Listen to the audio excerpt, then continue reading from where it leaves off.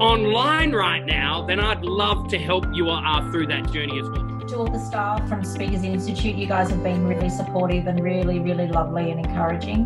But to everybody else, for all of your honesty and your courage for stepping up here and just giving all, because I've learned so much from every single one of you, and it's just been really, really good. I just wanted to say, being out of the workforce for 6 years, looking after little kids, and this is the first course I've ever done, and it was astounding. It blew my mind. It was beyond my expectations, and thank you, Kate, for the feedback today. That was brilliant, and it's given me the confidence to back myself, because I didn't have that before, because you know, when you leave for a while and you come back, it's all a bit dodgy. So thank you. Sam, thank you. Thank you. Thank you. That has been absolutely awesome. I've learned a hell of a lot today, and I really feel like we're all improving. So thank you so much. It's been really awesome.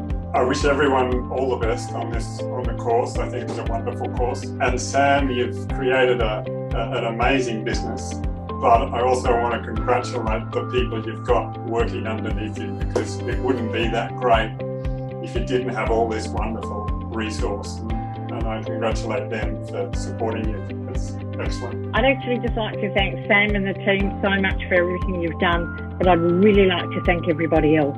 I have learnt so much from all of you.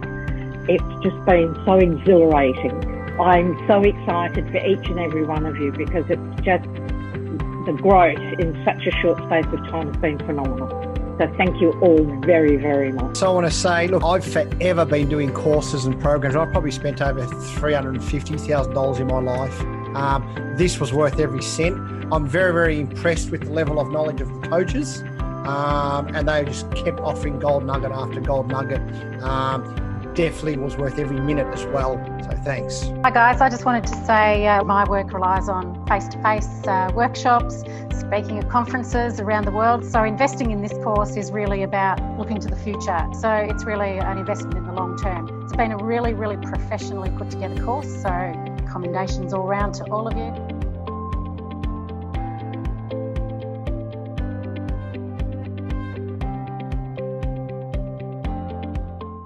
From the age of 9 years old, I have been fascinated with success. The day I left school, I could not read, spell or write. I had no idea what I wanted to be or could be. All I did know was I had a burning desire to create success. I just didn't know where to start or how to achieve it. My only option was to get a job at McDonald's. For 18 years, my desired success mission was to own my own McDonald's stores. For me to achieve this, I needed to be an outstanding performer and create wealth of over $1 million, debt-free. I achieved my desired success mission 3 years ago. I currently own 2 McDonald's stores that produce over $8 million in revenue per annum. For many years, I have had a deep sense that my story, message and knowledge was meant to be heard by more than just the people within my life.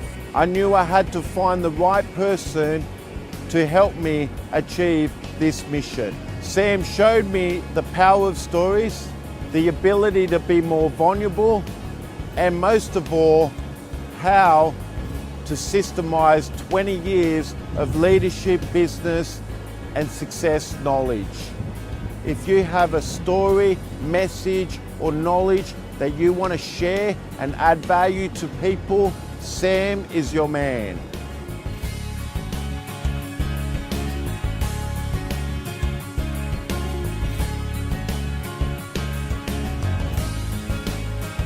Hey guys, Sam Cawthorn here, CEO and founder of Speakers TV. Lean in where you can, give us any level of feedback, and we are really excited about your success. And don't forget, the best is yet to come.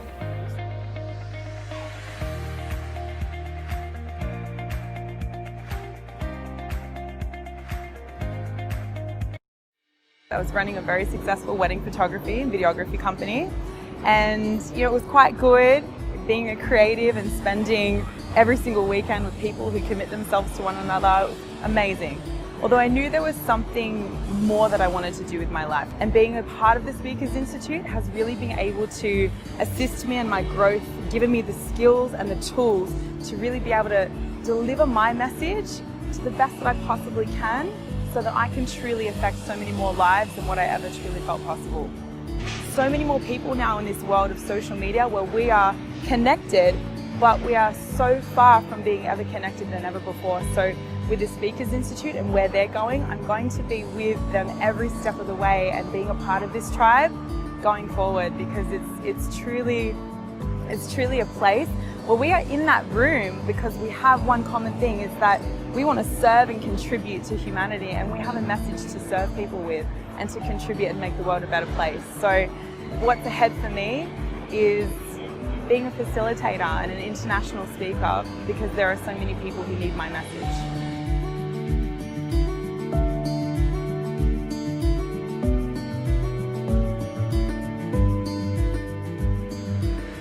Welcome to Speakers TV, and I'm super excited because on today's Friday episode, we have brought together some of the best speakers in the world. And not only that, if you're really struggling in your life, or maybe you're ready for a transition, or maybe you want to learn how to craft your story, or maybe you want to learn tangible takeaways to get on stage on 10X, or alternatively, learn how to write a best-selling book, then you've tuned into the right episode, because we've put together some of the best speakers in the world to really help and coach you all throughout this episode. So please lean in where you can, and I know that for your life, the best is yet to come.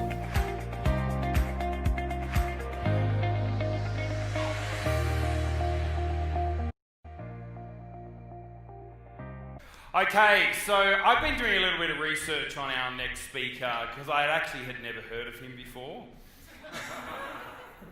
So this guy, Allan Pease, right? So after doing a bit of research, I'm going to read it out because, you know, I had to do the research here. Is Australia's most successful author, writer of 18 top 10 bestsellers, including 11 number ones.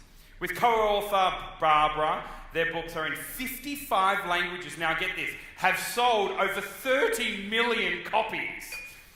His research has been on the cover of magazines from Marketing, Playboy, Cosmo, The Economist, Oprah, has attracted over 20 million readers of their monthly relationship column.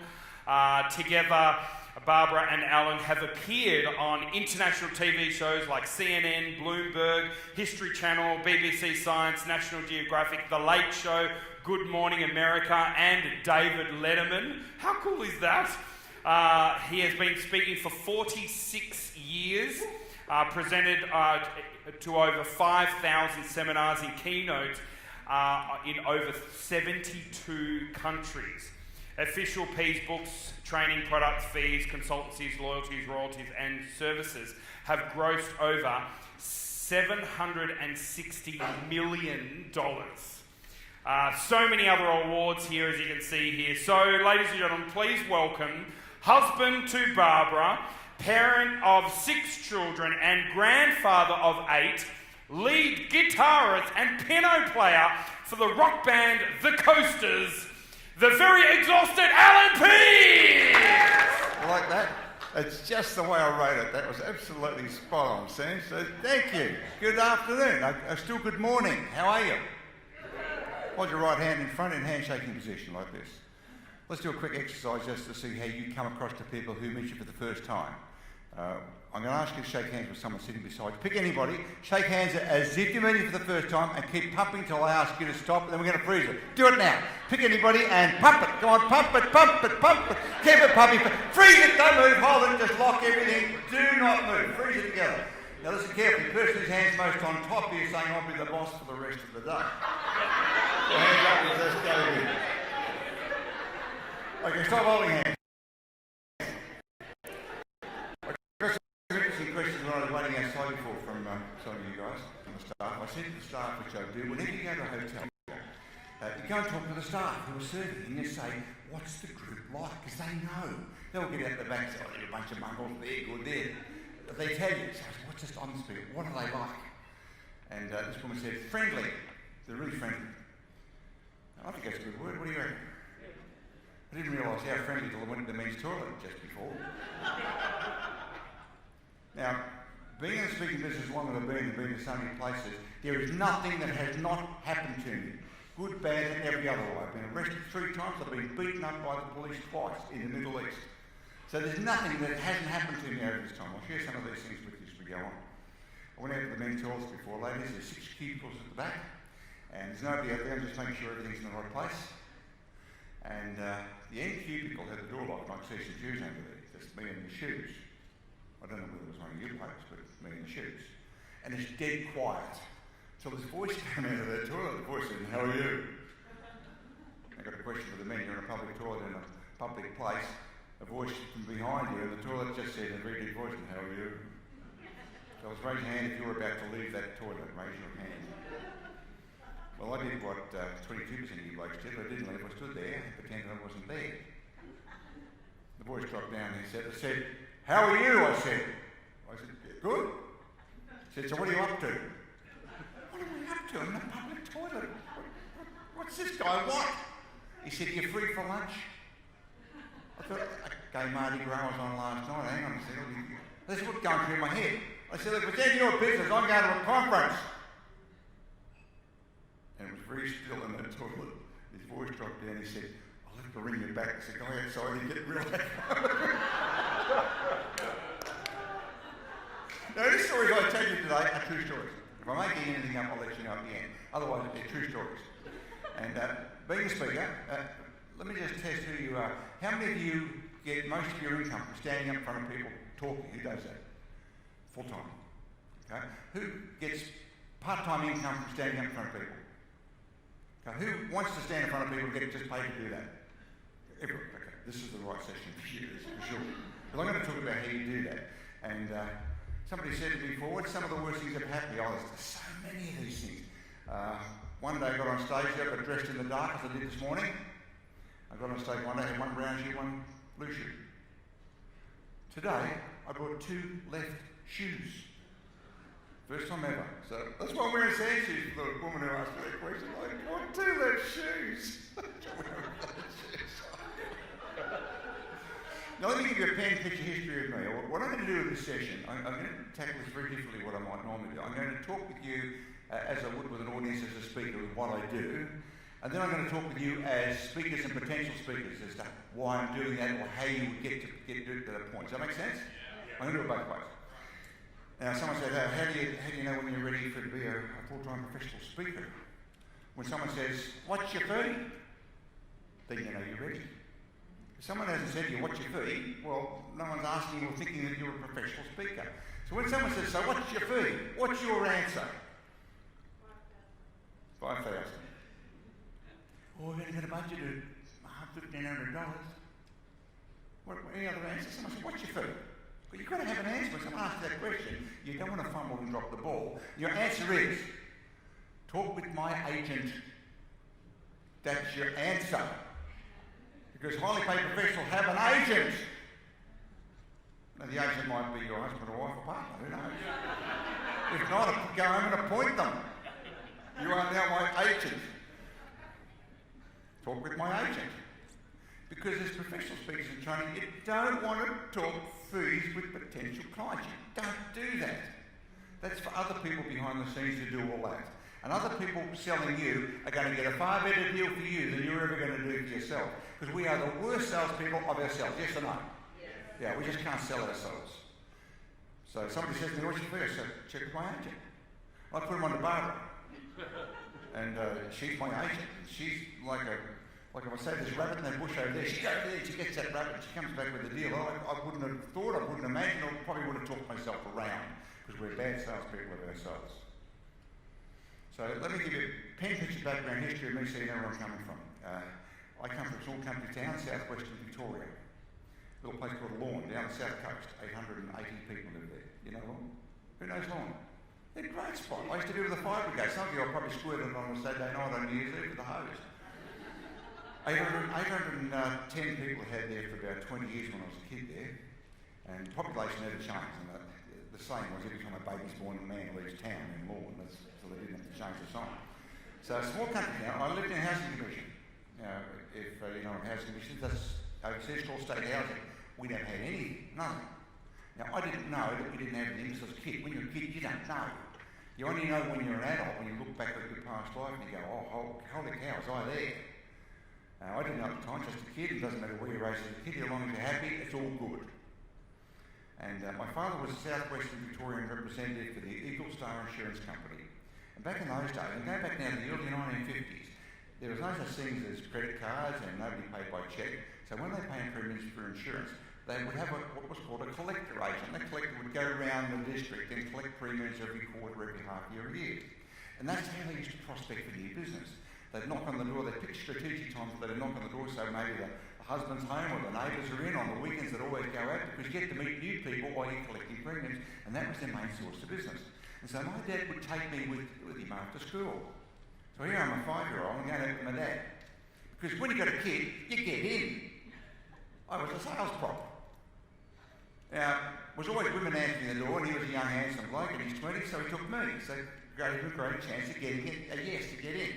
And we go around with a cheque to deliver. When they sent out a policy that would mature, I remember one was £3,000, a lot of money. He had this cheque for £3,000. We had to go to the street. We went right up the end of the street, knocked on the door, and I said, Dad, that's not the right number. The number's up. She said, no, just stick with it. And the woman opened the door. She said, there's your £3,000, Mrs. Dawson. And she took it. She said, oh no, Mrs. Dawson lives up the other end of the street. And she's holding £3,000. It's probably worth about $40,000, $50,000. So what does she want to know? Why are you giving a cheque for this much money to Mrs. Dawson? So suddenly he's got a prospect. So we just knock on every door up and down the street, delivering this cheque of £3,000. Now, if he couldn't get in, he'd say, would you mind if Allan has a glass of water, or can you use your toilet? So I spent 3 or 4 nights a week peeing in people's toilets and drinking water at a furious rate. But I got the opportunity to sit around negotiating tables with my dad, watching him negotiate for insurance. And he used to listen on a little record player, these big 78 vinyl things made by people called Earl Nightingale, and guys that go back as far as right back to the 1920s. They're all training, and the insurance agents of the day were the cutting-edge salespeople. They learned all the communication skills off these vinyl records. Dale Carnegie was one of them. And he'd sit around playing it. He's not sitting around listening to them all, and he'd take me out and he'd say, look, now, when I'm presenting the policy, if the premium's too high, you just watch the people. If they don't like it, they'll say, they just make them move backwards. They might cross their arms, put their hand on their face. And he taught me all these things as a kid. So I thought this was perfectly normal. You do this. So it made sense that at 11 years of age, I got a job knocking on doors selling sponges. 2 shillings each. I go to the upholsterers, they have all this rubber left over, I cut it in squares. That was in the days when people washed their windows with a cloth. And I would go door to door with a bucket and demonstrate how this would soak water up, and you could buy this for 20 cents. And I discovered pretty quickly, and my dad taught me how to do this, every 10 times my knuckles hit that door, 7 doors would open if I did it between 3 and 5 after school in the afternoon. 7 out of 10 would open. Out of the 7 out of 10, 3 wouldn't give me a chance to get through the presentation. They'd say, be a kid or busy or what do you want? And 4 would listen, and 2 would say yes, and I'd sell 2 sponges like at 40 cents. So I figured out pretty early that every time, 10 times my knuckles hits the door, I get 40 cents. It didn't matter whether they answered the door, whether they were home, it didn't matter whether they said yes, no, invited, it didn't make no difference, did it? If I knocked 10 doors, I got 40 cents. And with 40 cents, I could take Cheryl with the blonde hair down for a milkshake, and she recognised the greatest guy in school. So I didn't want the 40 cents, I wanted Cheryl with the blonde hair. And the 40 cents gave me access. Now, right through my teenagehood, I sold pots and pans door to door, right across Melbourne.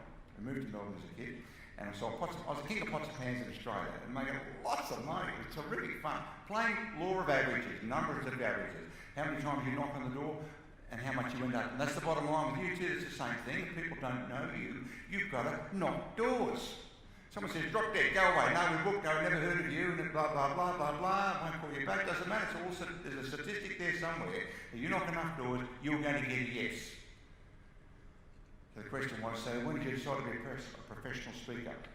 Well, it was 1976 I decided to be a professional speaker. Now, I've been speaking since the late 60s to make money sales speakers because I was a champion salesman.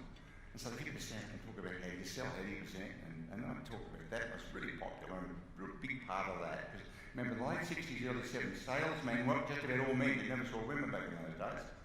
Now, last year, 68% of all salesmen in the world were women. In Japan, 92% of salesmen are women. Do you know that? Because women are better at it. We're never better at getting and sussing people out. When it comes to going for the throat to ask for the order, they don't have the testosterone to say, well, let's do it now. They kind of get to the end and go, oh, well, you can get over, you can talk it through. Whereas a guy will go for the order even though he buggered the presentation up all the way through. He'll still ask for the order. So I decided, 1976, to be a professional speaker. I've been speaking maybe 30, 40 times a year, and it was great. I thought, I can make a living out of this. This is the time when there really weren't professional speakers. There are a few people. There's a guy called Walter Dickman, who I knew, and one of my dad's best mates in insurance, a guy called Ron Tackey. Anybody heard of Ron Tackey? Yeah, Ron was become a big speaking agent, and Ron was giving after dinner speeches. And I thought, I can make a career out of this, standing up, talking with people. I can make a career out of it. And in 1972, I put together on a brand new technology. I went into high tech, a thing called audio cassette appeared.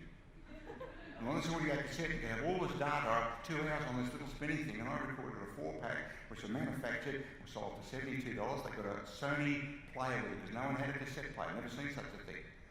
And they sold like hotcakes, and that's when I discovered backup products, which raises the question, should you have a book? Who's currently got a book, a written book? Raise your hand.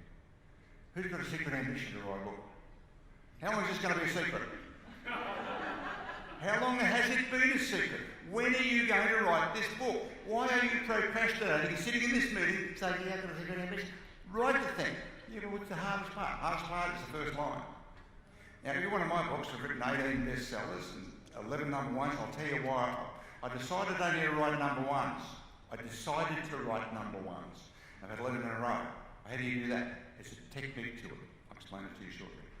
You've got to make the decision to do that. Now, to be a professional speaker or train somebody who stands up and speaks like this, you must decide that's what you want to do. This is what you will do. But how are you going to do that? You've got 6 kids, you've got mortgages. Doesn't matter how you're going to do it. That's irrelevant. That's a technical detail.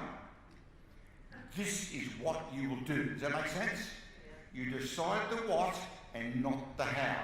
Now, most people spend their lives deciding how will they do this, how will they do that, and they get demotivated after 2 or 3 days and nothing happens. That's why most people don't do much. They're deciding how will they do this. If you knew how, you would have been doing it already or done it, true? So you decide what. Now, that was such a powerful thing. I wrote this book.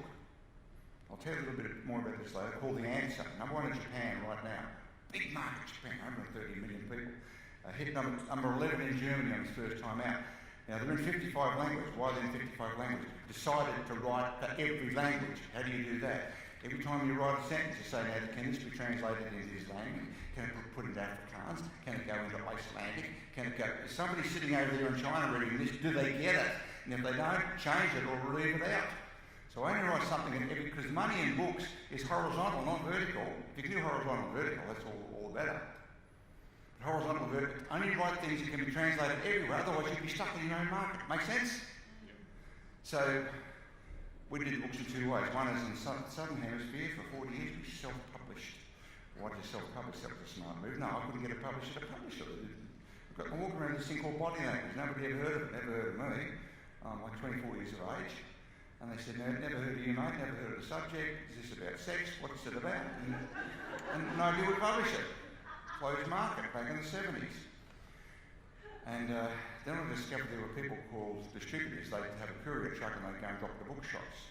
So I went to one of these guys and he said, yeah, we'll distribute it for you. A company called Doubleday. It's just a little company in Sydney. And I would sell to them at wholesale, less 50%. They'd then sell to bookshops less 30%, so they'd make 20% to courier it around. And I get 50%. And that was how we first started with self-publishing. So in the Southern Hemisphere, we self-published everything. That was a massive business. Now the internet's knocked it around now because of pirating. I'm one of the most pirated authors probably in the world. There's at least 10 million Russian pirated books that we know about. Maybe there's 20 million, we don't know. But the Russians, the Chinese, the Indonesians, they will knock off your stuff. That's politically incorrect, yes, but they will knock off your stuff. They'll take you to lunch. So we appreciate that. This Russian guy said, we love your books so much, Allan, we publish them. And we'd like to take you to lunch.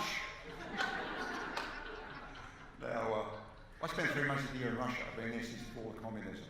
I decided in 1978 to give speeches in the USSR. And people say, how are you going to do that? I don't know, I'm going to do that. I've been to see Right from Russia with Love with James Bond and Dr. No and KGB. I thought, this is seminars. And I remember what I considered intelligent people saying, well, why would you go there? Well, because I want to go there. It's go there, but they'll steal your kidneys and you get killed and you go inside and never see you again. And the Iron Curtain was up, as they called it at the time. So I'm going to do this. And people say, how will you do it? I don't know. I didn't know. But that's what I will do. Been there for 3 months of the year now for 27 years. It's my biggest market. Like now Kazakhstan's come on as the big market, and Tajikistan, all the stand countries, because of the sanctions against Russia. Everyone's buying oil and gas off these guys, so they're rolling in, putting on seminars and throwing cash through the air. And people like the audience, they roll up US dollars and throw it at you. It's really, you've got to duck. Catch it, you. So how'd you get to Russia was the question. I've decided to go there. Now, the only reason you're not doing what you're doing, going where you want, you haven't decided.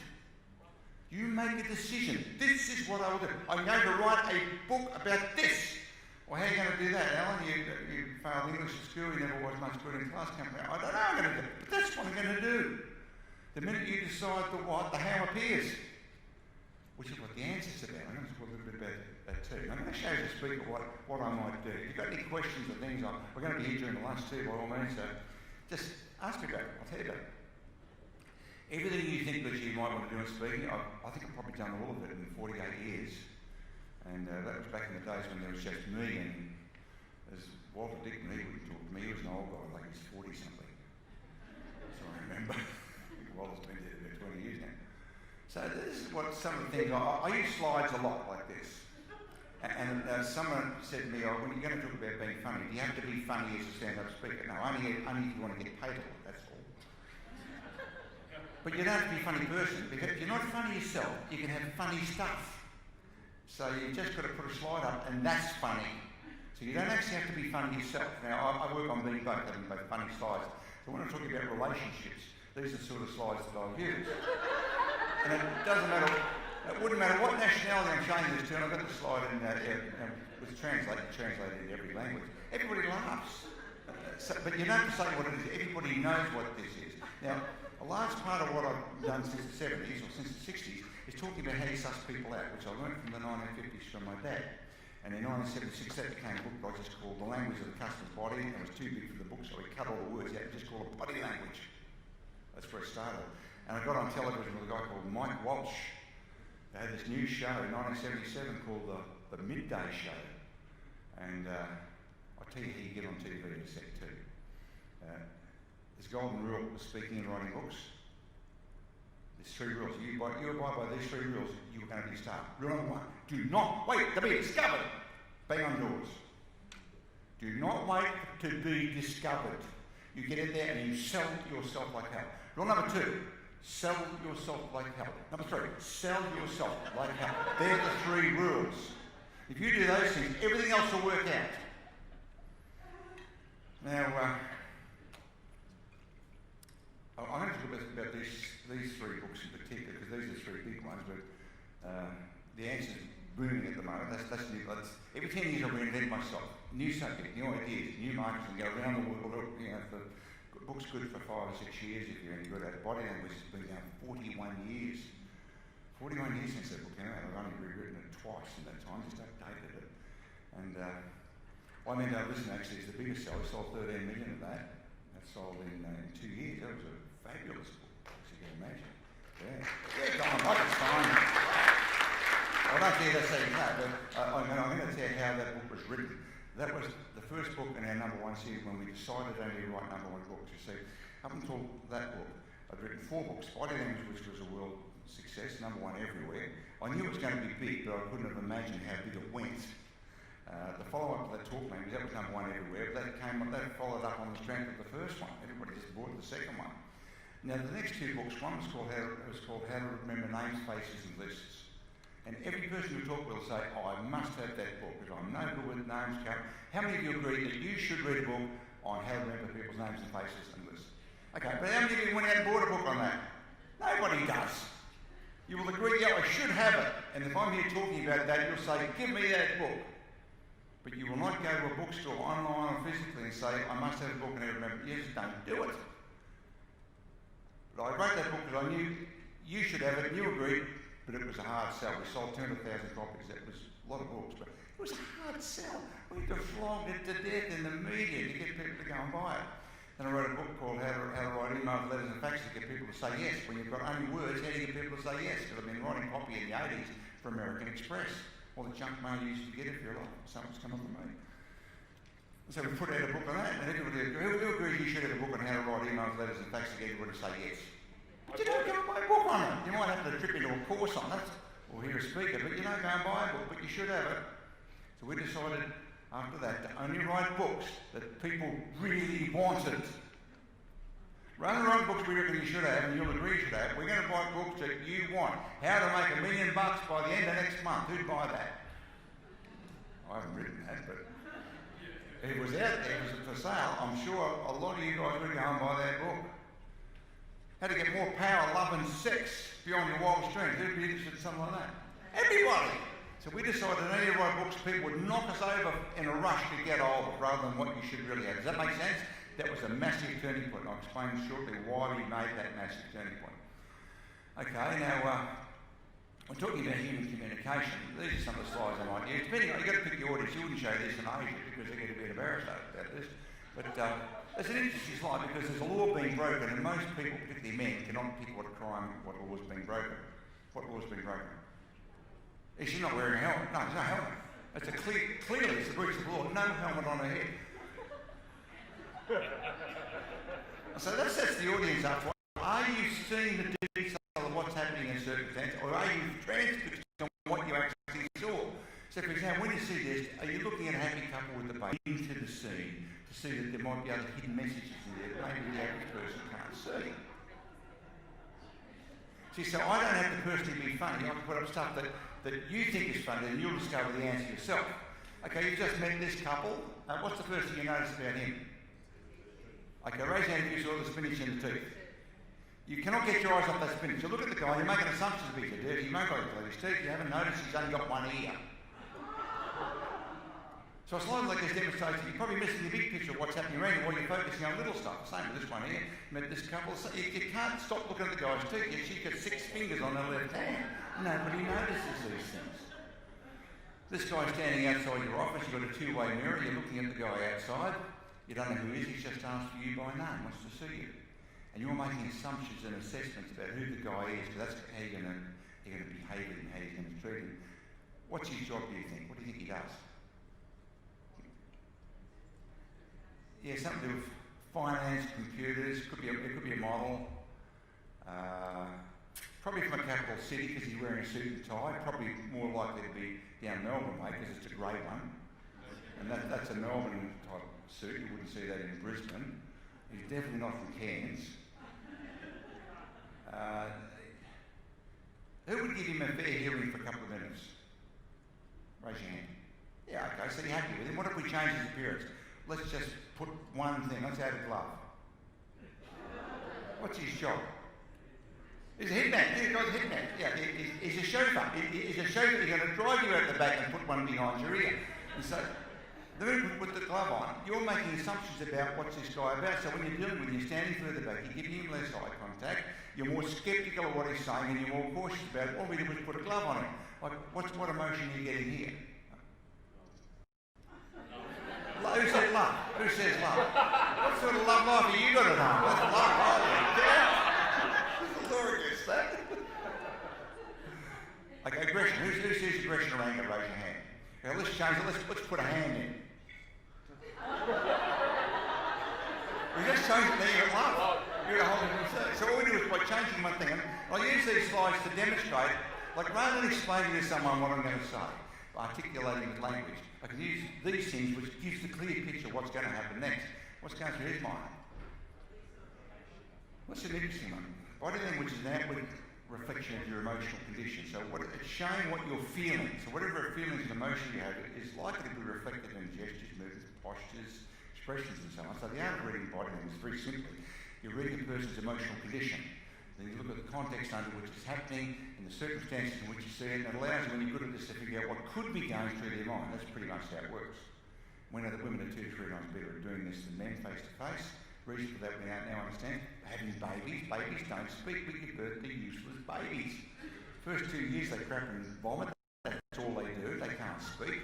Look at a baby and decode by its non-verbal behaviours at happy, frightened, injured, tired, or in pain. You couldn't do that, take the medal for survival. That's why blokes don't know what's going on. But women, he wants his nappy changed, he wants his dummy, he wants to go to bed. There's 7 baby cries. Most mothers can identify most of them. Fathers here are crying baby. Shut that kid up. Now this is an interesting one. If you take a gesture or posture or position of any type and hold it around 2 minutes, you'll start to feel the emotions that match it. So in other words, you can manipulate your own emotions with this stuff. Now this is an interesting one. You remember when you were a kid, mum and dad or somebody did this if you've been noisy? Who can remember that? Raise your hand. Now chances are, if that was in their repertoire when you were a kid, you might be using it right now.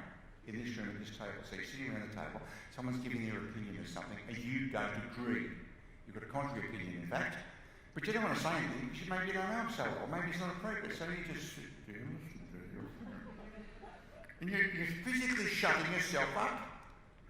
Now this is a compound gesture.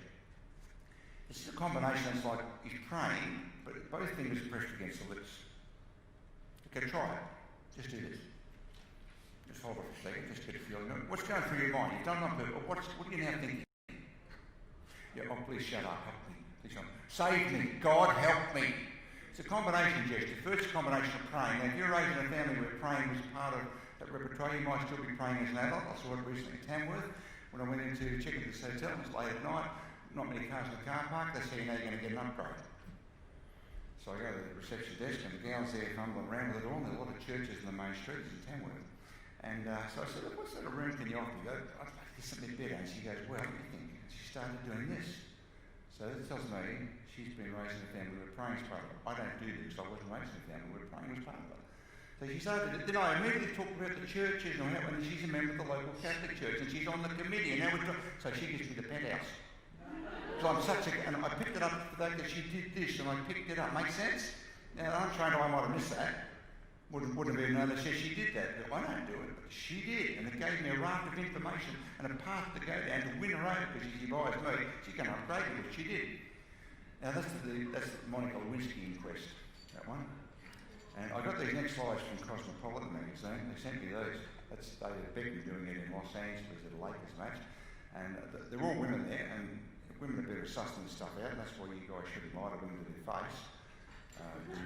You ring them up and send an SMS, but don't front up. It's not very good. So they said, look, he looks a bit nervous and tense, they said. What's going on? Yeah, he's a confident guy, he's big in America, he's got his clothing label and so on, football player. So he moved the cameras back to get a bit of an idea of what's going on. So he's got 10 of these dolly birds doing this dance in the guy's face. Bit of a distraction, fellas, wouldn't it? Right? Yep. That's not the issue. Here's the issue. This is sitting with his wife. He's studying his face to look for one wrong eyebrow move, one wrong cheek move, and he will be severely punished at the appropriate time. Now, every one of you blokes in this room have been in this circumstance, haven't you? I'll tell you where it was. Traffic lights. Got your beloved beside you, you're waiting for the lights, and here comes Miss Hibbs, who's just your type, and she knows that she's got a mini shirt and she's about to waddle past the front of your car, and you're supposed to pretend you didn't even notice. So you start fumbling for the radio and looking around for stuff. I don't see anything, is it what you're trying to say? Does it work, ladies? Does it work for you? Convinced? No, you're not convinced, you know what's going on. Now, as they file past, he's gone into fake meditation here. Fake meditation is good. That says, you know, I see nothing, I know nothing. And she's very, very concerned about. Now, something's clearly going on with these two that's making her look as concerned about these dolly birds wandering past him. And he's trying to pretend he sees nothing. These paparazzi shots. See, you didn't need to know any conversation there. You knew exactly what was being said here. You can probably even predict how these events, what led up to here, and I bet you can tell what's going to happen when they go home. He will be punished. Punishment number 5 in Why Men Don't Listen. We identify the top 5 punishment women give men in a love relationship. And the top 5 are identical every country, every culture, whether they're Afrikaans, Indians, Chinese, makes no difference. Top 5 punishments that you guys will receive from a woman when she doesn't like your attitude or behaviour in public. You want to know some of these? Okay, the second one. She sends you guys to sleep in another room. I don't like you, so get out there on that couch or in that spare room. So women everywhere in the world sending guys out there. And women in the world sincerely believe this is some kind of a punishment. Fellas, you've been kicked down on the couch or in the spare room. Is this a punishment for you? No. No, it's like camping. You flow with secret. Yeah, it's like camping. Like he's alone on the couch with a remote control. What a start. Kitchen full of food and drink. Woman's promised not to talk anymore. I mean, how much better can life get?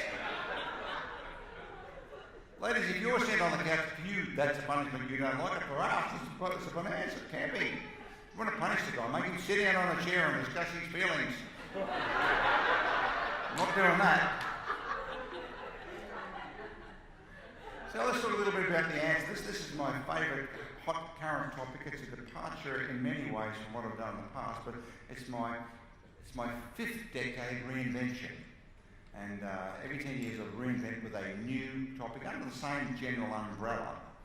Now, most people know me as Mr. Body Language. Yeah, I was given that title in 1978 by American Reader's Digest. I did a cover story from one of my book, and they called me Mr. Body Language. That's a good title. So I got that one, and I put it everywhere. So when somebody says that, they associate with me. I become a specialist in that. Even though if I talk about Body Language again, I'm going to slash my wrist. Been doing this since the 70s. However, market loves it, and that's what I do. Market wants it, customer wants that, you give them what they want. Here's the other, between the ears here, just put your finger on that spot there, back of your ears. There's a little golf ball size, it looks about like it's round. Little tissues and fibres, called reticular formation. Now, medical science has known about this for about 50 years. They never quite understood what to do with it. Since the early 90s, it's taken science. I was one of the first to talk about MRI, how to apply to business. And I travelled around with one of the world's top geneticists talking about how this, and more, he wrote a book called Brain Sex. And then showed how this applied medically. And I thought, hello, this is what I want for business. So I applied business to it and took that, and out came why men don't listen when we can't read maps. A science-based reason why we're different. And it happened at a politically correct time where you're supposed to go around pretending men and women are the same. Now, that little reticular formation is interesting, though. It's the command centre of the brain. And this is what the answer is about. So every experience you have, everything except smell doesn't enter through this, but everything you see, feel, taste, touch, goes through that command centre. So it picks it up in the command centre, then it distributes it to the brain in, as part of where it needs to go, like that. That's how it looks. So essentially the part of the brain's got to deal with it. Now, it's a bit of hardware that we're dealing with here. It's a bit of hardware, software. So let's just go back to it. That's the hardware there. It's got an operating system, just like your computer. You might have a PC, or you might have a Mac operating system, or on your phone's got an operating system. This has an operating system too, and this is what the answer is about. And so what I did with this, I pulled together everything you know about motivation, about getting things done, about achievement, everything I personally knew as well, and explain using simple science why that happens, why success is not an accident, it's on purpose. Now, Pauline last week was talking about that too, but this is what she was doing, but she doesn't actually know that that's what was happening. I'm going to show you the mechanics of this, how this works. So the operating system looks like that. That's an X-ray of it. This is called the reticular activating system, called the RAS for short. Who's heard of that before? About 5% of people heard of it. It's about 25 to 30% here. That would be right with a group like this. Unwashed public, about 5% have heard of it. Still, it's a brand new thing. Reticular activating system.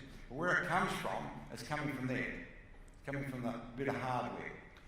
And so, interesting thing about this, about the RAS, we call it the RAS, so you want something, you've got to stick it up your RAS. It's got two built-in features. Number one, it's got a Google search engine.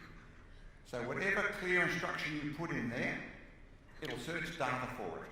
So for example, who we got in the front row? What's your first name? Anna. You drive a car, Anna? What do you drive? A Pajero. How long have you had that? About 8 years. Okay. The minute you decided to get that Pajero, all you saw on the road were Pajeros. Everywhere you drive now, they're parked beside you. Traffic lights, you can see them in people's garages, in the garage, you go to the airport's full, they're hiring you out at Davis. Everywhere you go, you see Pajeros, true?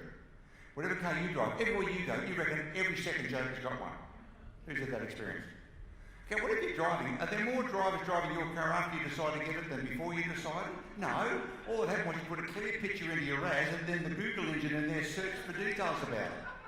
Once you decided what you wanted, which is a Pajero, that all you saw was Pajero. You open a newspaper, there's a sale on Pajero. You go to television, there's an ad on Pajeros. You look at a magazine, they're selling Pajeros, they're hiring Pajeros, there's off-road Pajeros. You cannot stop seeing Pajeros. Now, I drove all the way down here this morning from the Sunshine Coast early, and I never saw one.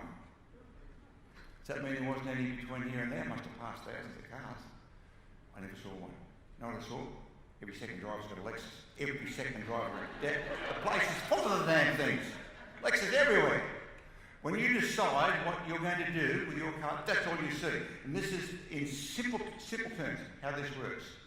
Most people have not decided the what. They're sitting around thinking about the how. How would I get a house on the beach? How would I buy a brand new Pajero? How could I finance this? How could I become a full-time speaker? How could I... How? And then you think about it and you can't see how to put it on a shelf and go back to the comfortable life you know. You don't do anything. Here's what you've got to do. From today, decide what. What you'll do. I will become a full-time speaker, trainer, singer, dancer, whatever it is you want, doesn't matter. Decide what. The minute you decide what, the RAS takes off and you see how it just appears. It just turns up everywhere. Second thing the RAS has got in it, it's got a search engine, and the second thing is it's got a GPS. And with a GPS, if you're going to drive from the Sunshine Coast to my place up, I live in Buderim, I've got a property in Buderim on the Sunshine Coast, if you want to go there, do you need to know every street between here and Sunshine Coast? What do you need to know? You just got to know what the address is, the exact address. So let's say, for example, the address was 29 Crosby Hill Road, Buderim. You put that in your GPS, where would your GPS take you to? Take you to the front gate, within a metre or two. What if you make a wrong turn, take the wrong exit? It reroutes you, puts you back on, you can't go wrong with it. It'll put you back on the route. What if you just don't put in 29 Crosby Hill Road, take the number, just put in Crosby Hill Road, Buderim, where will it take you? To the centre of the road. So you still know you don't know where I am, I'm on that street somewhere. What if you just put in Buderim, Queensland? It'll take you to the post office in the centre of town. What if you just put in Queensland? You go to Charlieville or somewhere. Now most people in their GPS are putting in Queensland or Western Australia. That's where it takes you to the middle of the place. You don't know where the hell you are. You need to have a specific, clear address. That's the what. Once you have the what and you punch it into your RAS, you will turn up at that address. So you've got to make sure you get the address real clear on this. If you've got a vague address, you get vague results. Be absolutely clear. Now you must not think about how you're going to do this. Decide what. And when you decide what, you'll see it. Now, have you already had experience with this? You know what I'm talking about. And most of your life's like it. When you decide I'm going to do something, suddenly you go to a cafe and that guy over there's talking about it. That's how it happens. Everywhere you go, you just see it all over the place. Pajeros coming out of every crack in the place. Okay, now I decided to be a professional speaker. That's what I want to be.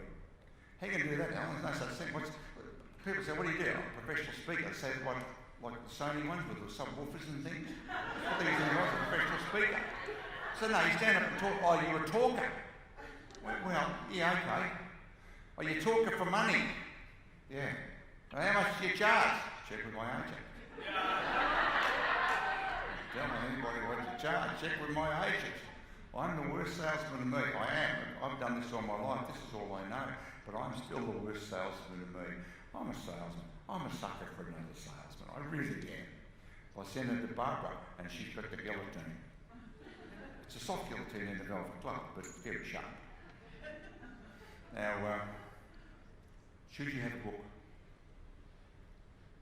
Well, look, let's say a client's got 5 potential people lined up that they might want to hire for a particular project or a job or a speaker. And out of those 5, this one is the author of The Sex Life of the Mexican Numbo Rat.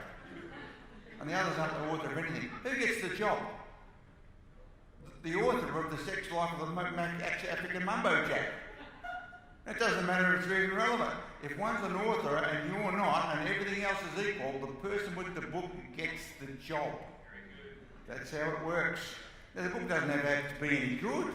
Americans have proved that over and over. pretty all this crap and this rubbish. What the hell's this? But they got the job. I know well-known speakers, I meet these guys all the time, all around the world. They've got the crappiest book ever, they've probably got a great title. It's got a great title, a crappy book. Now, if you write a crappy book, no one's going to buy your next one. You can get away with big PR the first time, but no one buys the second one, that's what happens. I make sure every book is so good that they want to buy the next one. That's my next market, so I keep doing that. Good titles, good books, next market. So you have to have a book, yeah. So when I write a book, what's the first line?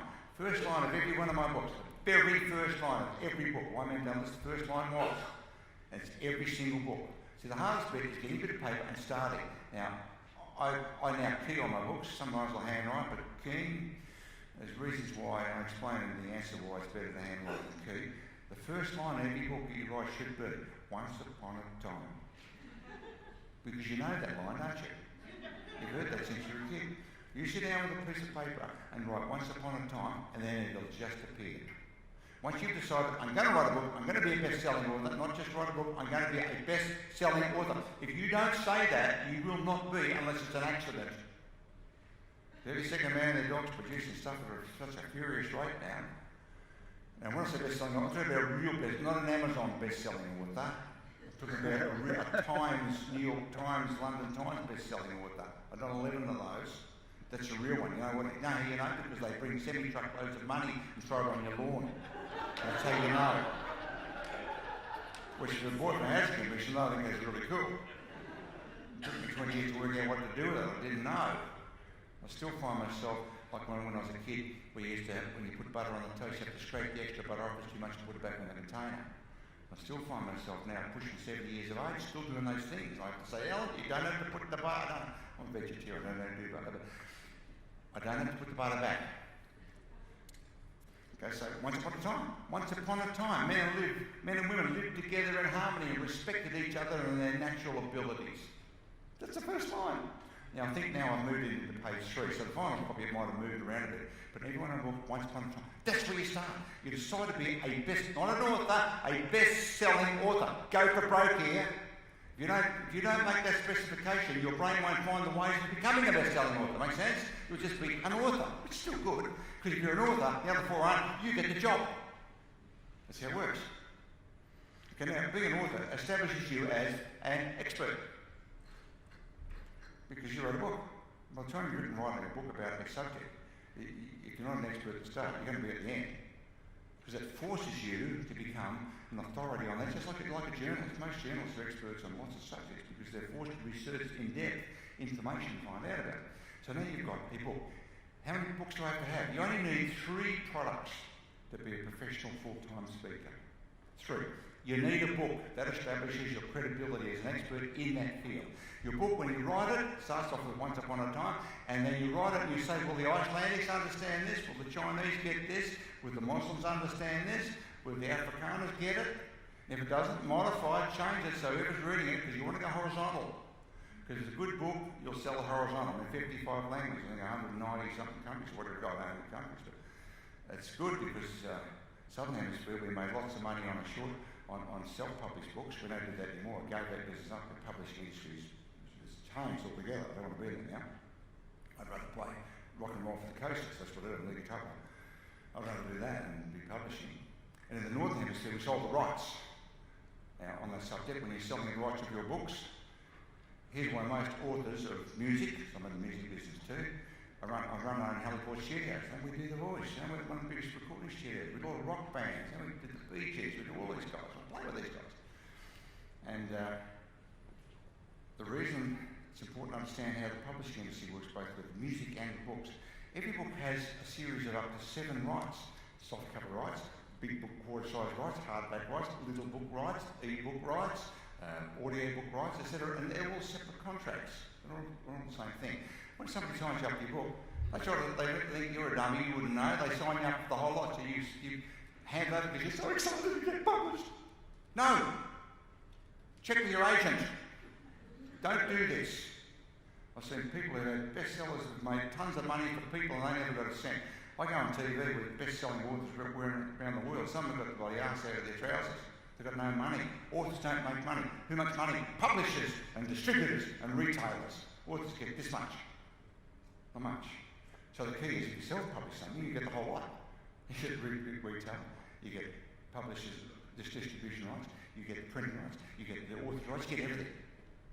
Now, if you're going to publish a book, put it in hardcover, not softcover. Cost you an extra $1 to put a hardcover on this. So a book like this, the answer sold for that. I sold this one, it's the first one I sold in Australia, the Harlequin, and they published, I think they published about 40,000, which is strange, a lot of books. Thought it would have done better so far, but it's hard market in Australia to live here. Preaching in your own parish is very difficult. And whereas in Russia, I can sell a million just like that, straight up, because I come in and play with a briefcase because I'm an expert. Now, it costs $1 to put an extra hardcover on this. So instead of a book selling for, say, $25, the soft version of this is $29.95, $30. For an extra $1 on it, you'll sell that book for $40. For an extra $1. And if people like you when they're here, they're going to buy what you've got. It doesn't matter what's got hard or soft, they want you. And if it's a business audience, they would prefer if they're going to buy a book to have a hardcover than a soft one. Because how many of you have got libraries full of hardbacks you probably never read any of them? Come on, be honest. We've all done. I just had to clean out of mine. I could have read boxes and boxes of stuff, half of them signed by the authors, because I met them at seminars all the time. Okay, so you've got your book, you've got a hardcover on it. Now, if you've got a $40 book, that gives you all sorts of options. So if someone says, well, we want to hire you, what's your fee? Check with my agent. So check with my agent, every Barbara. So we've only got a budget of $5,000. Now, in Australia, for keynote speech, I charge $10,000. That's it. Don't discount 10 grand. That's it. End of story. In Russia and the rest of the world, 50,000. Bigger markets, bigger audiences, more fun. So this is a market that suffered very badly in Australia. And so we've only got 5,000. So 5,000 comes out of the conference budget. We're selling $5,000 retail where the books that comes out of their training budget, the separate budget. The guy writing out your cheque for $5 grand says, I'm sitting here at $30 now at the account, and you're getting $5,000 to stand up and tell jokes. That's what happens. They get cranky. It's 10,000. That's out of the question. So if you've got products, you can then contra it off against your fees, and they write out a separate budget, comes out of their training budget, and you say, write it out of your training budget. They never thought of that. They've got budgets for training, for hardware, for gear, for books, for audio, for video, for downloads, and you write it out of there. That gives you flexibility for negotiating to keep everything up high, and that way you don't have to cut stuff along to make back room size. You don't have to do that. So you only need three things. You need a book. You need some sort of an audio or video, and these ones, that's a video book with the answer. Now audio, this is interesting. Now most people think, most speakers think, oh, I'm going to do audio, I've got to go to a studio and a setup. Look, when you go to a studio setup, you don't sound right, you don't sound like you, and it's not much fun. I mean, I make these things in America and the UK for the big publishers. Now they want me to go for days at a time into the studio and record this stuff, and I find it a grind. So here's what I suggest you do. This one here, questions of the answers. This book here, I spotted a niche market. So my main market was Mr. Body, then the communication skills under that gave me another 60 different areas. And questions of the answers, I spotted this in the multi-level marketing business. And I wrote this book for Amway. I said to Amway back in 1982, I'll write this book that would be like your... My plan was to have the operating system just like Bill Gates did. So I got the operating system. So I wrote a book called Questions of the Answers. Simple, quick, took me 6 months to do it. We sold nearly 3 million copies of this now. It's in 50-something languages, 55 probably by now. Simple, easy, anybody in network marketing must have this book. It's recommended everywhere. Now here's the audio that goes with it. Now the audio, the way I did this, you know when you give a presentation, sometimes you do it in your start, right? It's just everything's right and you say, come on, we know how to record that, because it was perfect. At other times you give the same presentation to another group and maybe the audience is a bit dull or they're public servants or something, and which, you know, they don't love us. They go, oh, yeah, they've been forced to come to this meeting. So you don't have to fire you guys up. You guys wanted to come to this meeting. So you're fired up. But you go to some government ones, they're forced to go there. And so you give a presentation there, and where they fell about it, a story told over there, that the government, well, they go,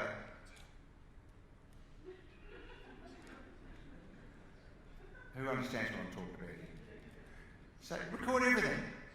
Just get a little digital player and just record everything. Now, normally when you come to a meeting like this, these guys up there, they've got a camera going there, they're recording. You go to these guys. Now, I do it in the contract. My contract says there'll be no video or audio recording of anything I do. Wasting your breath in Russia and China and Indonesia. It'll be on the internet by tonight at half the price. What happens there? But there are techniques for dealing with that. The technique of dealing with it is very simple. Whenever you publish any book, put it out, first page they should see when they go on is your advertising page. Hire Allan for the next seminar, get him as a speaker, do this. It's got to be right at the start. If it ever appears, normally comes at the back, no one reads that, put it in the front. So when they pirate it exactly the way it is. So I've got maybe 10, 20 million Russian books. The first page they open is see Allan hiring. I get 3 months of the year seminar business. I've pirated $2 cheap stolen books. They keep bringing these little books along and I keep signing them, yellow and falling apart. I'm going to a place they're paying me 50 grand. I come off a $2 book. So you're going to put it in the start. So in places like Russia or China, I go along and say, look, they've got to be enough audience. How much it cost me to do this? 50 grand. Oh, it's too expensive. So I said, look, here look at this thing. CDs, DVDs, which we've made, these sell for $49, $50 a piece. I want you to take this and duplicate it and sell it back a room. And you'll make it, I'll show them this specific and sell it to the, we'll make 70 grand. So we're paying this idiot 50, we're making 70. In fact, I'll give you a second one. Go and publish it. Because they're going to do it anyway. Doesn't matter what you say, they're going to steal your stuff. Get that clear. Your stuff will be stolen if it's any good. And you want it stolen. Provided, because look, if I printed 1 million brochures a month in Russia to distribute, what would that cost me to do that? I couldn't do it. So they flog stuff, they go, here's your lunch. I've got 1 million pieces a month going out there, and I'm hired by everywhere. It's unreal. And I spend my time with Putin at the bloody Kremlin giving seminars off $2 books. Now, this question the answer. This is a combination of 4 seminars. 4 sessions I did in the same session, and I probably had about, maybe I recorded about 10 or 12 of these. And so you go through and you pick out the parts, the best part in each one of these, and you join them together with little fades between them. So there is your full talk, because we fade in and out, but the final one is an absolute cracker. It lays people in the aisles, and something you probably could really deliver anyway, unless the timing and the audience was right. And that's what this is, it's 4 different seminars. I say at the start, it's 4 different seminars put together. And this thing sold, we reckon, about 500,000 copies just of this, because of what it is. And it didn't cost me anything for food, I didn't have to go to a studio. Now, my contract said you can't record anything, but here they're recording it for archives. Yeah, right. Come on, pull this one out. So you say to the audio guys, the video guys, we say to the guys who are running, you say, look, okay, you can record it for your archive purposes. They want to keep it for people who didn't turn up using companies. You know, they know not to go and duplicate it, not in Western countries at least. Anyway, in Europe they won't do that. Japan certainly don't, but other places they just steal a lot. That's what happens. That's what they steal stuff, but you want it stolen. As long as you know it's being stolen, you can help them steal it.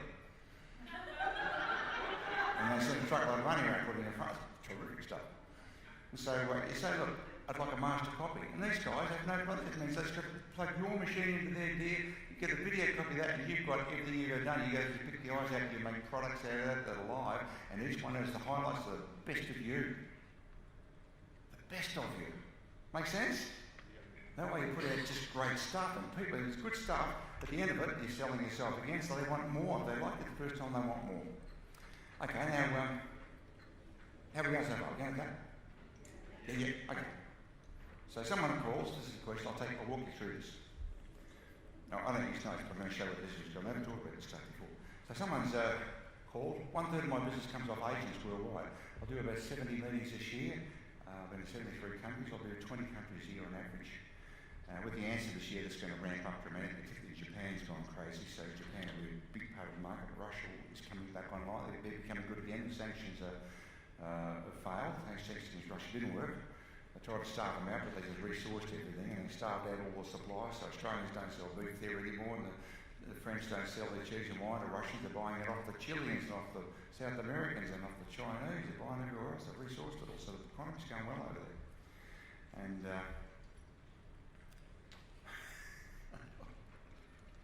sorry, I know what's coming. So they said, what does it cost? Talk to my agent. So we talk to the agent. Now, they want you to come on a certain day. They want you to come on the 5th of August for 2 days. They discuss fee. What's your fee? Well, let's work out what you want Allan to do.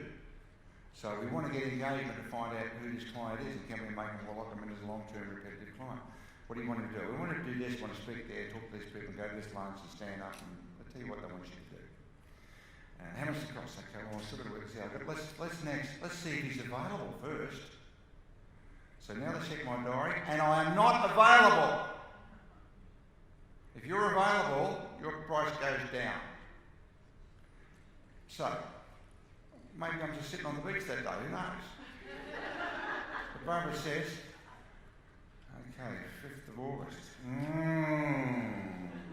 You know when you go to the airport to check in, and they get your name, and they look at the computer, and they go, and your heart dies? That's what happens. Like you look at it in the plane. Now, if they called you, they want you. You know that. They rang you, they want you. It's just a matter of what it's going to cost to get this thing done. So she says, 5th of May, can you move your date? Oh, no, I've got them coming from all over the Southern Hemisphere. It's got to be those days, okay? Okay. I could move this, I could shift that. Well, look, at this point, let's proceed as though we can do it. That's the start of the go. Let's proceed as though we can. Because if you're available and willing and waiting, you're going to get paid the least, aren't you? So we go through and fill the details. So we'll send you out a questionnaire. So we send out this pre-programmed questionnaire. It's 4 pages. Ask the client every possible thing there is to know about their client, what they want to know. It's all the stuff that you'd probably be bored senseless. About 1 out of 3 clients fill it in completely, 1 out of 3 don't fill it in at all, the rest of it is sketchily. It says things like, what's the point of the conference? What's the point of the meeting? What's the specific purpose there? Who will be the key people? What would you want Allan to achieve? What's the mixture of motivation, entertainment, nuts and bolts? Now, why am I asking all this? Well, I practice all this and put it in my presentation. So another question here says, who's on before Allan and what's on after? Why do I want to know that? Who's on before? I go, well, Anthony Robbins is on before. Well, I ain't going. Anthony Robbins on before. Michael Grinder's on before you. I'm not following Michael Grinder. No. Put him on last. He's going on last. I'm going on third. I'm going to capture the whole room. He can struggle. Because you don't want a pro speaker on before you. You want the chief executive on the economic reports. What you want. It'll only be up from me when you get on. What do I want to know what's on after? Well, I want coffee break or tea break. Why? Product sales. Product sales. You don't want to have just a gap between you and a speaker. You want to have before lunch, before morning tea, or before afternoon tea. That's what you want before, so people have time to talk to you in product sales and you find out clients. Now, once the job's locked in, then I'll have a call with the client, and I'll go through and I'll read the shit before they ring me, and I know all about that company, about them. And then I say to the chief executive or whoever and talk to the conference, what's your personal philosophy on this particular, I see you've got positivity as your main conference theme, this one has. How did you choose that? Oh, because there's been a few negatives when we've merged with another company and it's all going backwards and blah, blah, blah, blah, blah. And then whatever this person says, if they're the person paying the bill or in charge, this guy, he said, an old cliche, he thought he was rich, he said, if it is to be, it's up to me. He said, that's my approach. He said, people buy you first. They buy everything. So I write all these things down. So when I get up and I'm speaking, what do you reckon I'm dropping in there? You know, people buy you first. They're going to buy what goes with you. They don't buy their own. And the chief executive saying, this guy's a bloody genius. So you ask the decision makers who put the conference on, what do they believe? And you write it down with inverted commas. So I know they said it. And then I practice those lines at the back before I go up, and I just drop them in as I go along. And the chief executives think this person is a genius. Because all the speaker really does is get up and repeat what the chief executive told them anyway, but you're someone new with a briefcase, so you're an expert. And a lot of them say, God, I can remember when I line insurance brokers, they remember, that was me, Gary Packer and Tony Gregg, for those who remember that. We ran that business. It was huge. And I can remember bringing along a speaker, I bring my speakers along to give them money, I say, I want you to say this, and I'd write lines for them to say, they get it and they say it. And my agent, my salesman, say, did you hear what he said? That was amazing, wasn't it? I said, yeah, you can't believe it. Somebody say that. Because if you say it, well, you said it, but someone comes in and says the same thing, it's genius. And so that allows me to lock in exactly what people... So when I'm saying something that people want to hear. And there's another interesting form too. Probably haven't thought of this. This is a punchline sheet of every funny joke line categorised that I could possibly say on stage. the main ones anyway. So when I go to a seminar, I write down the name of the client, the address, I write down what I think I might use. And at the end of it, I cross out what I didn't use and I tick what I did. So if I go back next month, next year, 3 years now, I know exactly every line I said. It's funny. People don't mind you repeating what the material was, but they don't like you saying the same joke. Is that true? They don't want to hear the same joke. So I know with every client, every joke I ever told them, every funny line, so it's written down. I always said, my ad lib humour is not worth the paper it's written on. So this is every possible line, like I say, every story I can say, every open, every closeout, how to deal with hecklers. Lines for hecklers, you've got to practice them before you've got to, I do a lot of after dinners, and people get drunk and yelling stuff out, and I love it because I've got heckler lines here. So they started throwing stuff up and I throw lines back and the audience clapping and cheering and it's terrific. Otherwise you might, if you're up there with nothing to say, you might feel like you're being shot down. You know, there's prawns thrown at me and roping me, I'm throwing seafood. This guy threw a seafood, I said, is that just for starters? And the audience fell about and they started throwing crayfish tails. Oh, it was incredible. That's a true story. It was a breakthrough. All you could eat and drink, they were pissed out of their heads by the time I got home. And they were blotto, absolutely blotto. Now, how to become an expert? Well, if you've got a blog or a video blog, well, you can just start writing it to become a self-appointed expert. Become a real expert, you need to go on television, you need to go to magazines and newspapers, hard stuff, because it's got credibility, expert credibility attached to it. How do you do that? Bring them up!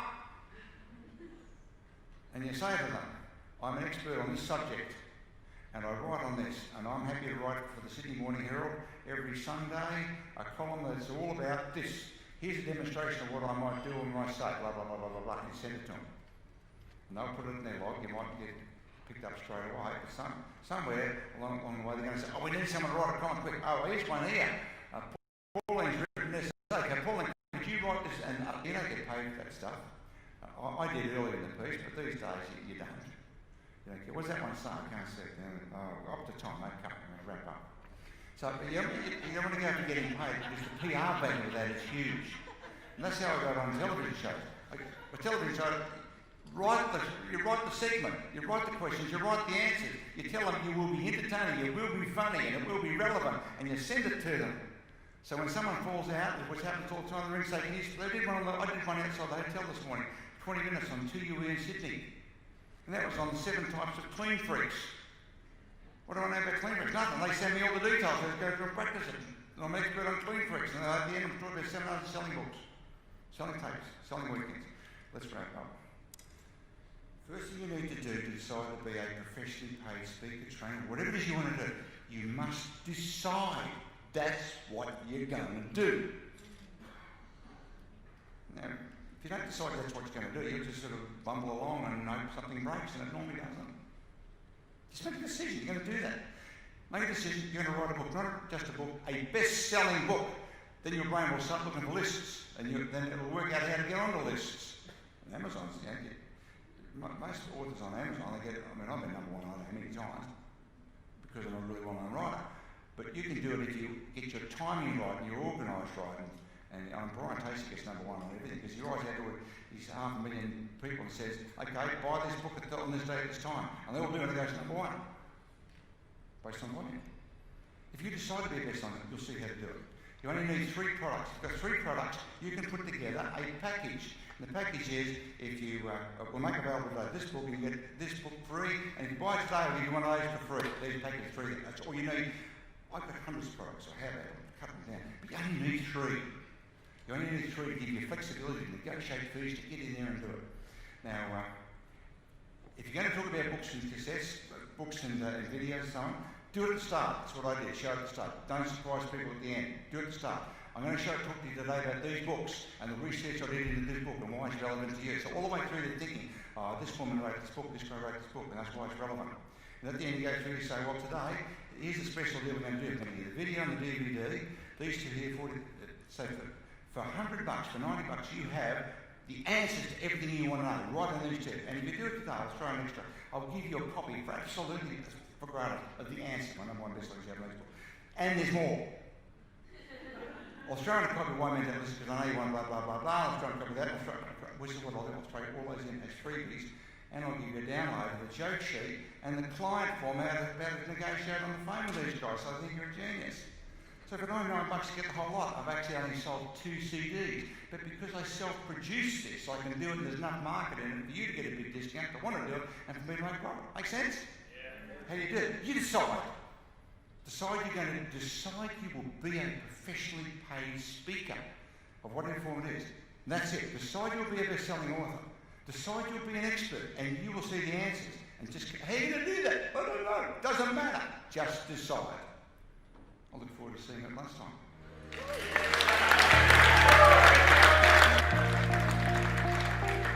Sam Cawthorn here, CEO and founder of Speakers Institute. If you give me 60 seconds of your time, I'll show you how to set up an online webinar in 48 hours while growing your authentic followers to tens of thousands, and then teach you how to package your IP so they buy your programs online using what we call influence on video.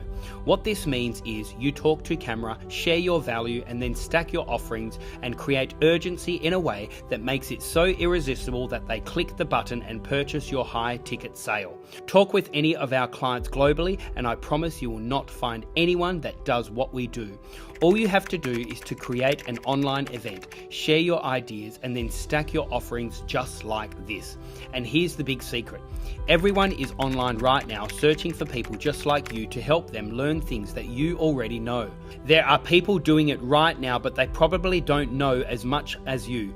So right now is your chance to learn how to sell online, and my influence on video formula is easy to use and foolproof for anyone to master. Just recently, I did a 1.5 hour video online to only 40 people, and at the end, 10 of them bought my $4,000 product, all by one click of the button. It was seamless. So if you want me to show you how to influence on video, stack your offerings that make it irresistible, learn my exact script so you can come across authentic and real, and create urgency so then they buy immediately, then click on the link below and join my free masterclass.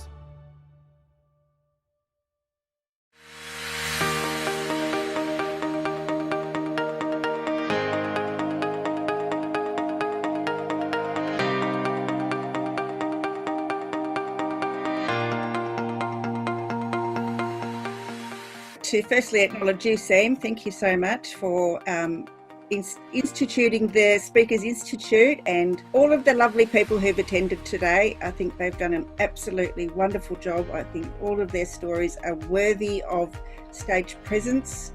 I think you'll all go very far. I just wanted to say, being out of the workforce for 6 years, looking after little kids, and this is the first course I've ever done.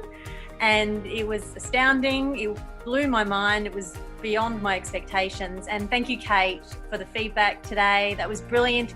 And it's given me the confidence to back myself, because I didn't have that before. Because, you know, when you leave for a while and you come back, it's all a bit dodgy. So thank you. Basically, because I felt that despite having a successful career, I was being held back by my own internal difficulty with public speaking. Obviously, it's been a really valuable 3 days. I caught a lot of techniques, a lot of experience on speaking, but I think surprisingly, the most important thing as well, my message. I really nailed down what my message is to take out there into the world. I think the process was useful. I think it helped me really clean up and clarify my story.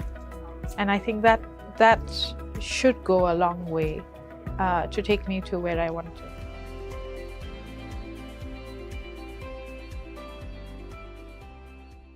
How many of you consider yourself to be well educated? I was looking forward for this boot camp since a long time, and trust me guys, it was an awesome experience.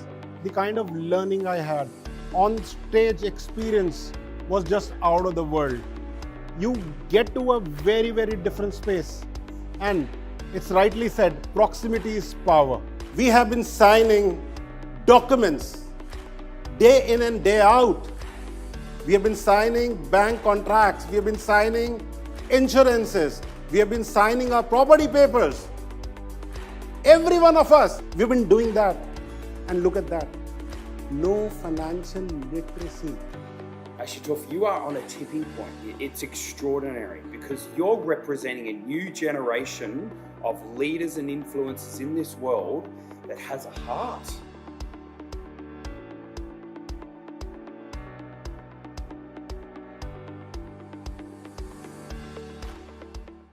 This is the Celebrity Authority Show. Please welcome your host, Sam Cawthorn. So welcome here to another awesome interview. I'm super pumped about this interview. Today we have Leonie Freeman here in the studio. Leonie, thank you so much for joining us. Oh, super excited to be here, Sam, to join you in the studio today. Thank you. Leonie, tell us a little bit more about who you are and what you do, because you come from New Zealand and you've come here to Sydney, so thank you for that. So who are you and what do you do? Yeah, well, I'm an Auckland-based speaker, author and business entrepreneur. And I get really, really excited and passionate about businesses and helping business owners and entrepreneurs take their business to an entirely different level. Yeah, great. Hey, tell us a little bit more about, where it all started for you, being passionate about business. Yeah, I've always loved business, I think even as a kid. But when I grew up, I probably went through that traditional thing that many of us do, where my father used to say, Leonie, we want you to go to school, go to university and get a job, and then you're safe and secure. And so it was I did that. And I enjoyed it and did some fascinating jobs. But there was for me, there was something missing, and I knew there was something more I wanted to do. And when I came back from my overseas experience, where I'd spent a couple of years, doing the usual Aussie and Kiwi thing, bumming around the world, I thought, right, I'm so used to having no money, this is going to be my time to give it a go. That's right. And so I started working for myself, consulting in property and in business. And I had this amazing opportunity at that time, back over now 20 years ago, when I was the person responsible for launching New Zealand's first major commercial website, which is now called realestate.co.nz. And it was amazingly exciting. That is fantastic. Yeah. It was just so disruptive, and it absolutely transformed the real estate industry. So tell me something. How do you bring something into the marketplace that is so brand new that really in most cases, and a lot of people would experience this, that you have some old people that think, nah, it's a waste of time, and there's a lot of business people out there that are trying to get something into the marketplace, but everyone says it's a dumb idea or it won't work or whatever. So how did you get through that, and what did you do? With great difficulty, I might add. Because sometimes you look at these business things and you think, oh, whoever's just launched this, it must have been easy, or they followed some logical progression. It was really, really tough. But I realised that the biggest challenge with that journey is actually with yourself, because there's a whole lot of stories that you fill your brain with. Like at the time I remember, geez, I'm really young, I don't come from a business family, maybe I'm wrong. What happens if this fails? Everybody else was saying, oh, Leonie, you're absolutely crazy. But what I found was there was a couple of really, really important things. And the first was about feeding my brain. And so every day, how I started the day was so critical. Oh, wait, what do you mean by feeding your brain? What does that mean? It was like getting yourself in the right headspace. So it's about the language you use. So I used to meditate and I'd read positive things. And one of the things I used to read every single day was a quote by Sir Edmund Hillary. Now, Sir Edmund Hillary is a famous New Zealander. He was the first man to climb Mount Everest. And he has this quote, which is, it's not the mountain we conquer, it's ourselves. And when you realise that, it helps you understand that it's more about the journey. So I used to feed my mind with positive things. That's great. And then the second thing was that I realised was so important when you're trying to do something disruptive was to get a few core people around you that actually believed as passionately as you did about what you were trying to achieve. Because then it helps you manage all the crazies out there that didn't believe it. And honestly, the number of real estate agents that used to say to me, Leonie, nobody's ever going to buy property this way. Now, can you imagine doing it any other way today? Because back 20 years ago, you used to go through screeds and screeds and screeds of newspapers and property magazines, and none of it was in order. And it was really, really difficult. You know, the thought of going online and saying, right, I want to buy a property in this area between this price range, and it comes up with a list, was totally new. So it is really, really challenging. And I think particularly when you're younger too, you look at all these people who are saying, no, you're crazy. You know, we don't want to support this. We don't want to go down that direction. The key is inside. You just got to keep going and keep going and keep going. And in that particular case, it took over 9 months for them, you know, me sort of continually knocking on doors saying, hey guys, this is where the industry's going. We got to go here. We got to go here, until they finally said yes. Leonie, that's extraordinary. And I love those two things that you gave us there around feeding your mind and then hanging around with people that believe in what you believe, because sometimes that's all it takes. 3 to 4 people around you. Absolutely. That proximity around you. And you know, that's great advice really for any business person out there. Yes. Is there a third, or pretty much so? That's all you need, guys. They're the 2 ingredients to business success. And then I think it comes to the actual business thing, and that's what I've spent some time developing since that time, which I call my Good to Go program, which is about 5 key steps to actually create a business asset rather than just create a job. All right, so you told us 5. Now I need the 5. Now I and need by the the way, 5. if I was you guys, I'd be writing this down if you had. Yeah, So, I agree. Write these down. The 5 are, starts with purpose, because it's all about the why. You've got to know why you're doing it. Why in the bottom of your gut you're going to get up every day and do whatever business venture you're doing. Awesome. The second one is plan. Okay, because you've got to know how to get there. So you've got your purpose and you know where you're trying to go. The second point is plan. This makes sense, yeah. Third one is people, because you need great people around you to achieve what you're trying to achieve. You absolutely and do. Build great teams. And I love building great teams. I'm passionate about it. The fourth one is about processes and procedures.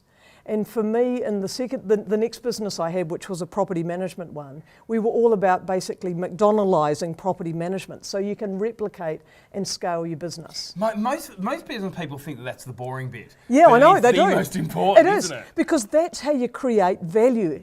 And that's the thing that most people don't realise. They think it's all about them. And often business owners can become their own worst enemy because they become their own bottleneck for growth. Once you realise that you create business value, it's not about you. It's not about you. Replicate yourself. Absolutely. Yeah. And what's the fifth? The fifth P is performance. So that's all about making sure you execute and deliver and achieve the vision that you started with. And that's so exciting. And I say to anyone that you can do it, because there are so many business people and entrepreneurs who are working extremely hard in their businesses and are really committed, but their dream has turned into a bit of a nightmare, and they end up stuck in a bit like a mouse on a treadmill. And I just want to say to people, there is a way out to that, where you can actually create a business with value, create a business that at some point in the future you can sell, and build a business with amazing teams, because that is the impact that you can have on society. Leonie, you're so passionate about this, and I really love the practical application of this. And you know, if you, in all reality, as you say, when you grab this, you're good to go. Yes, is that right? Absolutely good to go. Yeah, good to go. Hey, so what do you now? What do you now do? So now I'm wanting to share the story through keynote speaking and also running workshops for large organisations, just to basically give the message to people that they too can do this. You know, get past those limiting beliefs and the stories that people tell themselves, and say, either if it's you want to start a business, you can follow the Good to Go process. If you already own a business and you're not quite getting what you want, follow the Good to Go process, and you will be amazed at the progress and success you can achieve. Yeah, I love that. Hey, Leonie, I did read somewhere that you've also had a past life in other various ventures. Yes. What was that? So after I did the website, I then decided to look for another business opportunity, and it was ready to implement my Good to Go program. So I looked at a whole lot of different business ventures, and again, that's quite challenging for people, because I spent over 6 months. I looked at over 30 different business opportunities until I found the one, and so that can be quite hard, because day after day you look at them and you work through it all, and you think, I'm never going to find something. So I ended up buying this largely residential, very small property management company in Auckland. But it was your classic business model, and so I'd realised there was such an opportunity to transform this by using technology and doing it in a completely different way. And over the next 7 years, I built this amazing team of people who also believed in my vision. We grew the company exponentially. And then someone came along and offered us a whole lot of money, which was a fantastic day. So I decided to sell. and that's why we do business. Yeah, absolutely. Hey, Leonie, again, I really wanted to acknowledge you for your passion and enthusiasm to really transform the new generation of entrepreneurs and business people come through, which is just awesome. Yeah. What do you do to recharge yourself? What do you do to fill your tank?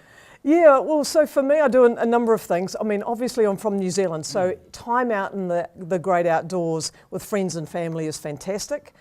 I'm actually a boxer, so I go to the gym and I box. And you're a boxer? Yeah, I know, it's crazy. You so don't mess with me. but I love... In business and also in the ring. Yeah, exactly. But I do like it. It keeps me fit, and something that, you can take your frustration out on either somebody or a bag.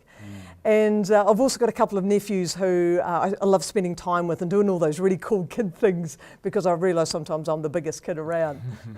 Hey Leonie, thank you so much for coming here all the way from Auckland through to Sydney. I really appreciate you coming into the studio. But before you go, at the end of all of our interviews, we have this challenge, and it's called the 10 Questions in 60 Seconds Challenge. Leonie, do you accept the challenge? Absolutely, Sam. Hey, I love it. All right. Your time starts now. Favourite colour? Purple. Favourite food? Salmon. Salmon. Oh, salmon. I love salmon. Yeah. Tasmanian Atlantic salmon, no? New Zealand. Of course. Favourite celebrity? Mother Teresa. Oh, yeah. I worked out the other day that my grandfather worked with Mother Teresa. Is that right? Awesome. Favourite actor? Favourite actor? Morgan Freeman. Same surname. Hey. And of course. He's actually your uncle. Yeah. And his voice. Favourite professional speaker? Oh, Sam, it would have to be you, but if it wasn't you, Tony Robbins. Yes. Yeah, Tony's awesome. Yeah. Favourite book?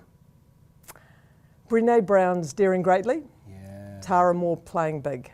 Oh, sorry, I have to have two, sorry. Yeah, of course. Can't follow the rules, I'm a Kiwi. Favourite movie? Harry Potter, the whole series. Really? Yeah, loved it. Yeah, love it. Favourite city? Auckland. Auckland. Where else? Of course, naturally. Favourite city? Sorry, should I say favourite drink? Water. Water, yep, love it. Favourite pizza topping? Not a big pizza person, but baked beans. Baked beans? Baked beans, yeah. I don't think I've ever had baked beans on a pizza. That is awesome. And Leonie, if you could be an animal, which animal would you be? I'd have to be a kiwi bird, because it just shows I'm such a passionate New Zealander. I love it. Ladies and gentlemen, please put your hands together for Leonie. Thank you so much for joining us here at the Celebrity Authority Show. We'll see you again next episode.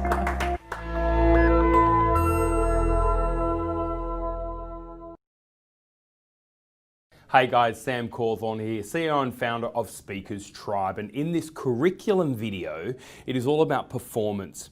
You know, every single month we release one of these new curriculum videos, and if you haven't seen our previous months, my encouragement to you would be to go onto the website speakerstribe.com, and on there you can see a whole heap of other videos. So this video here will go for less than 10 minutes, and we're going to be specifically unpacking what performance means as a speaker.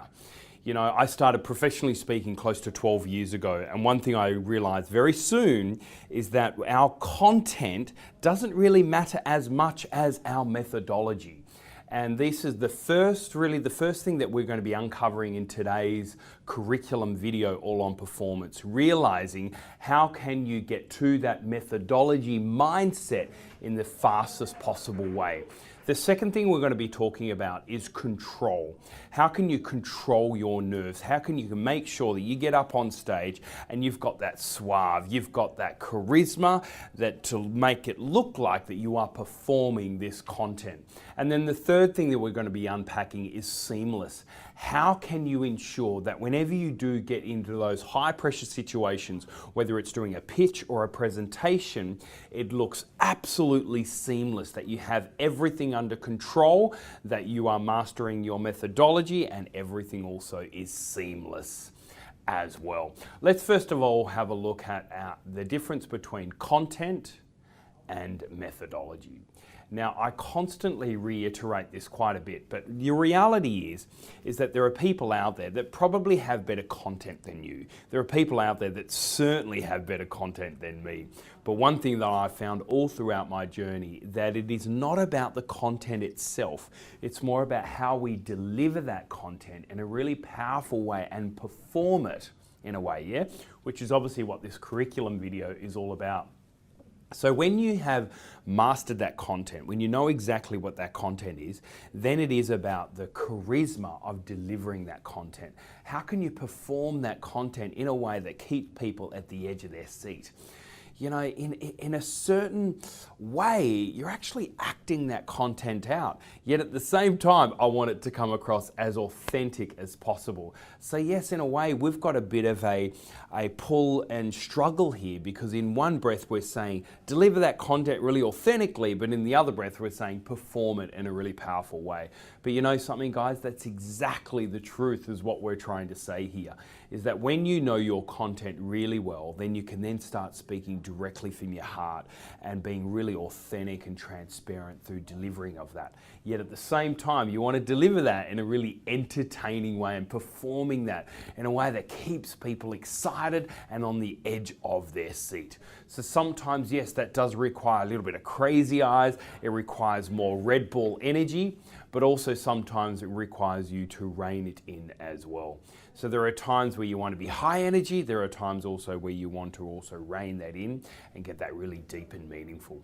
But when you can manage your energy timeline really well, you can then really uncover exactly what we mean by not necessarily your content, what you say, but your methodology, how you say it. That's the first element.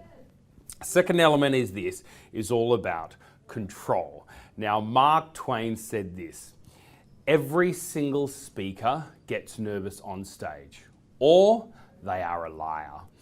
And one thing I love about this is that, yes, we actually do get nervous on stage. I still get nervous on stage, even though I've been speaking in 36 countries. I've shared my story over 5,000 times in various events all throughout the world. I've done regularly over 10,000 people in audiences. But the reality is I still get nervous. But I don't get nervous because I'm insecure and I'm worried about what you think of me. But I get nervous because I care. I really care for my audience. I really want to make sure that I do add value and serve them in the best possible way. Yet at the same time, through those nerves and sometimes through the uncertainty of thinking that I'm either not good enough or I'm not worthy, I need to make sure that I do show to my audience that I'm in control. It is really important for you to literally show, particularly when you are delivering new content, or even if you're feeling a lot of pressure on this big stage, you need to make sure that you are showing to your audience that you are in control. We in general, as audiences, we don't really want to feel sorry for the speaker up in front, and also we don't really want to see this speaker as coming across uncertain. And right now in the world, we are seeing more unprecedented uncertainty than any other time in history. And one of the main reasons is because over the last 10 years, we've seen all this change, and we've seen more constant change than any other time in history. And through this change, it's now seen that the market is becoming really uncertain. And what they're looking for us as thought leaders, experts and speakers, they're looking for certainty. So we need to make sure that we do come across and we're performing our content with absolute certainty, even if we only learnt it 2 minutes ago, even if we only learned it last week, or if we're reading a book and now we're delivering that, we still need to make sure that we're coming across with absolute certainty, that we are always in control of every word that we are saying. We're in control, we're not putting in filler words, we're not saying words like or maybe or sort of or should. we're not saying filler words like and ah or whatever it might be, that we do come across with absolute certainty that we are in control of our gestures, of our language, of our facial expressions, and that way then we can perform this content in a more powerful way. So that's the second element, which is all around control. The third area here is all around being seamless. You know, one thing I absolutely love is when I see an outstanding professional speaker and they're using technology and they're using visuals and they're using sound, etc., and everything looks seamless. It's amazing. Sometimes you don't even see them click their clicker, and they certainly don't look around and see what's on the slides behind them. Everything is absolute seamless. Not only have they mastered their methodology, not only have they clearly mastered their control, but it all looks beautifully seamless. So there's a few things I wanted to share with you around being seamless. Let's unpack this. So the first element is this: always up. And that's all about always being positive, even when things don't go according to plan. You know, technology never goes according to plan. Even your slides or whatever it is, it never necessarily goes according to plan. But you need to make sure that you're always thinking positive. So if something doesn't go according to plan, it's not about getting really frustrated and showcasing the audience that you're frustrated. It's about just simply saying, hey guys, as you can see, AV doesn't go according to plan, but I'm sure our AV team right now are onto it and we're going to get that fixed. So you want to make sure it comes across as if you're still in control. You're in control of your emotions, and even when things don't go according to plan, you are still in control. So really being seamless and thinking always up. The other area of always up as well and being positive is that if you look up, you can actually access easier your memory rather than looking down when we get frustrated. So when we get frustrated, we automatically look down. Whereas when we look down, research will tell us that we can't necessarily access our thinking in a fast, quick and effective way. Whereas when we look up, we can actually access that thought really faster. We can remember our words. Thus also we're thinking more positivity. Thus also we're showcasing that we are in control. So the first one is this: always up. The second one is this: smirk.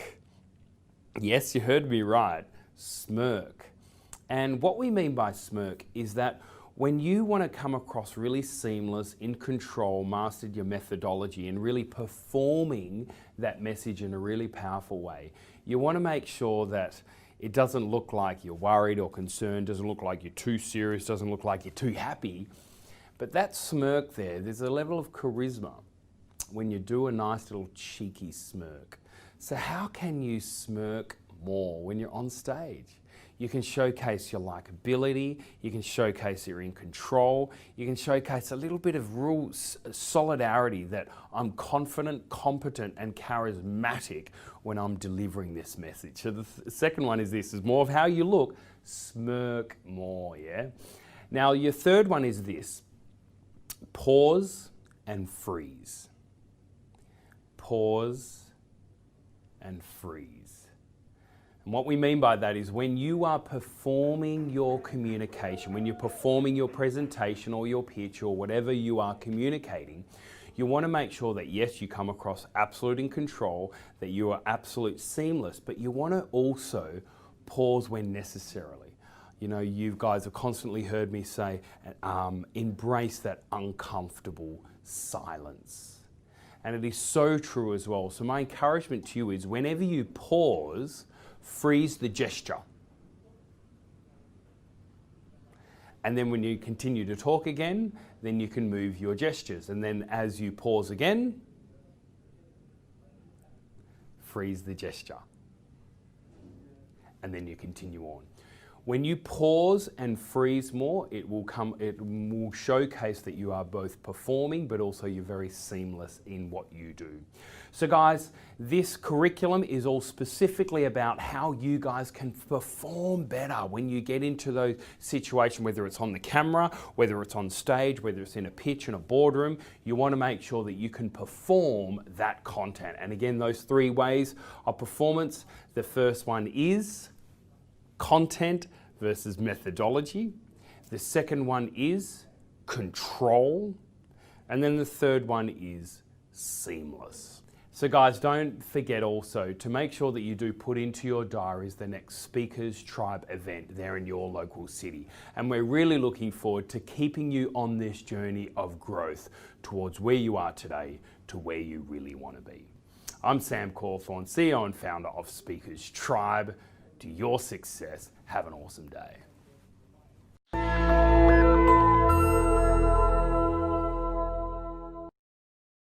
Look, it sounds crazy and it sounds like a big hairy dream to have, but my passion has always been around shifting the face of leadership.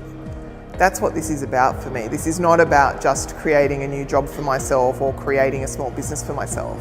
It's about creating a movement that changes the face of leadership so that every leader out there is both inspired and equipped to create the conditions for their people to do their best work. Speakers Institute has given me a really clear-cut pathway and an enormous amount of support, mentoring, coaching, information and skill sets that I didn't have. It's given me access to people in the industry that I would never have come to know had I not gone through this program. What I'm doing now is I'm building up my leadership practice. I'm working on my first book. I'm continuing to hone and develop both my content, my products, and the way I market and position those products. And I continue to do all of that based primarily on the fundamental learnings that I've had through Speakers Institute.